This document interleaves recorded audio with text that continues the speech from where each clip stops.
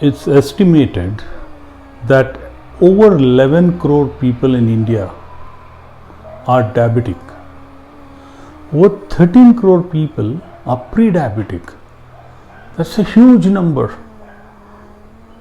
If you are diabetic or pre-diabetic, then please watch this video till the end. In this video, we are going to talk about a few tips on managing diabetes. Question is that I am not a doctor nor a nutritionist. I am going to be talking with my experiences with diabetes. Let's start. So I'm going to cover about 10 things which I think are very important for managing diabetes. First one is diet.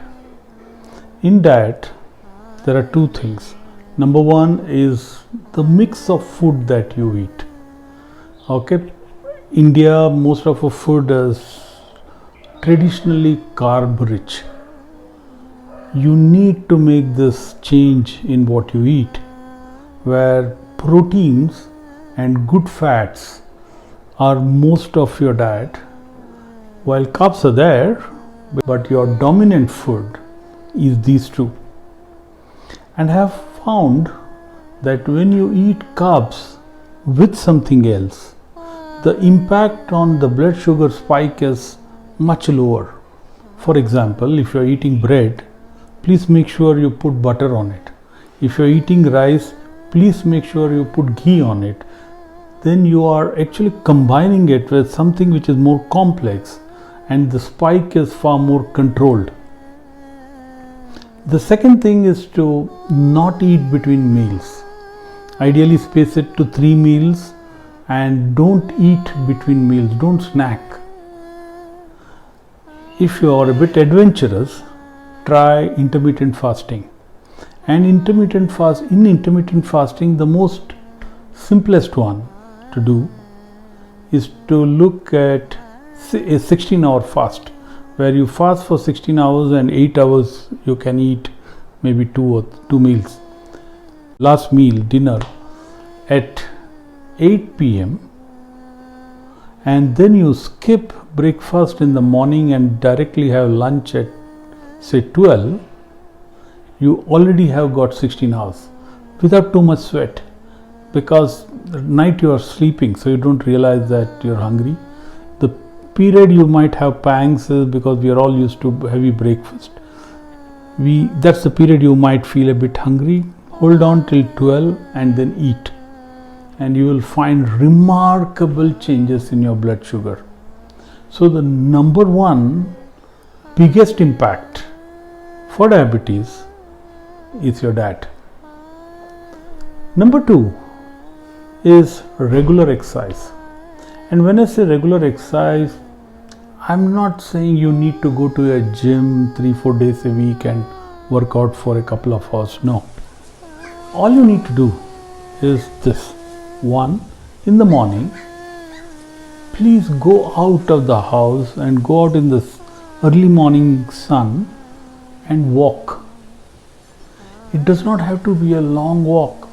Even a 10 to 15 minute walk every day without fail can do wonders for you.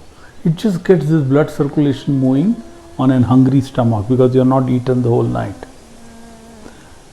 If you are a little more adventurous, I would also ask you to do a few push-ups. Maybe 10 or 20, you don't have to do too much.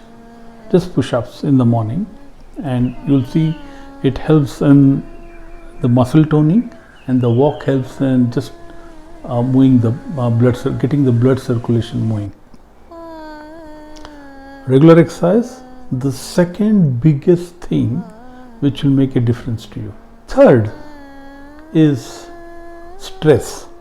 Okay, so the stress, I know it's there in part of our life today. It's not something you will go and be able to be completely rid of, but there are stress management techniques. In one of my earlier videos, I have spoken about breathing techniques, about meditation, etc., about other things that you should do in managing work pressures and stuff like that. There are enough literature on that. Refer to my earlier video, I'll put the link below. But keeping your stress under control is very important. You will notice that when your stress goes up, your blood sugar spikes. Sleep.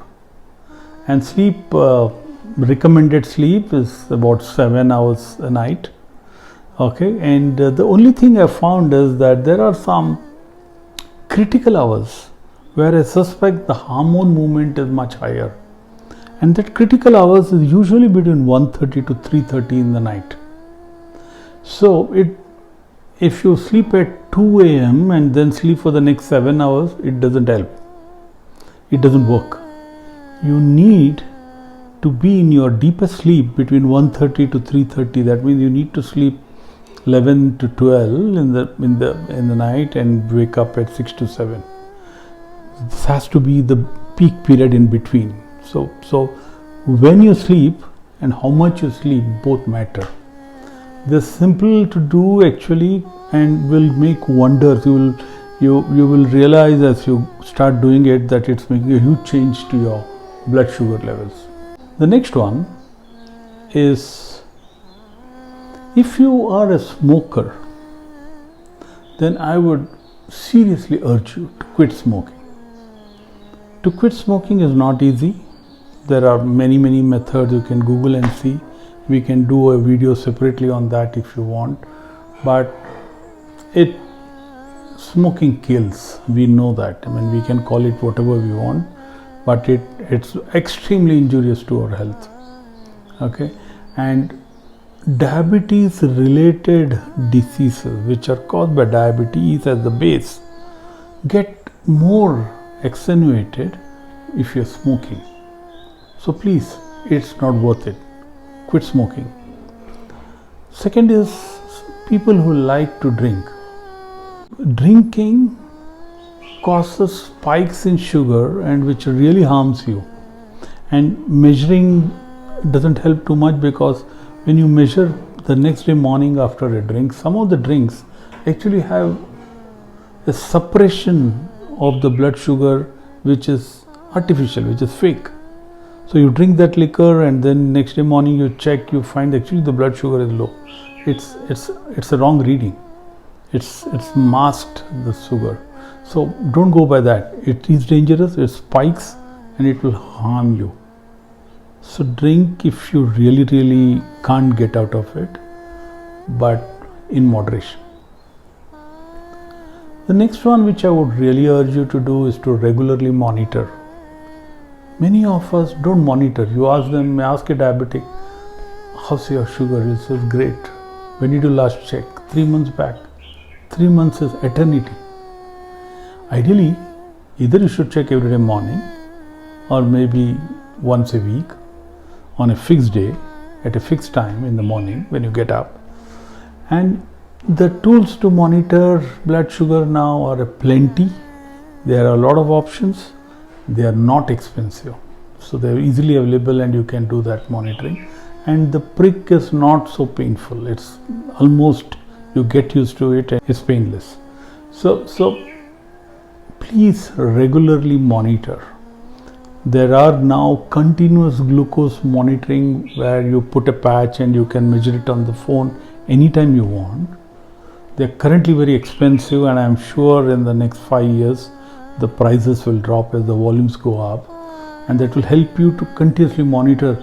Remember, when you monitor, you realize what kind of foods hurt you more and spike your sugar more than some other food. It's very individual in a way. For some people, eating rotis at night may not impact, while rice might impact, but for some other, while both are carbs, while some other people will have a different reaction to rotis and rice. So remember, monitor and learn and understand what food impacts your sugar more than the other. You will notice that diabetics want to urinate a lot. Okay, they tend to urinate a lot. So you are very quickly getting dehydrated.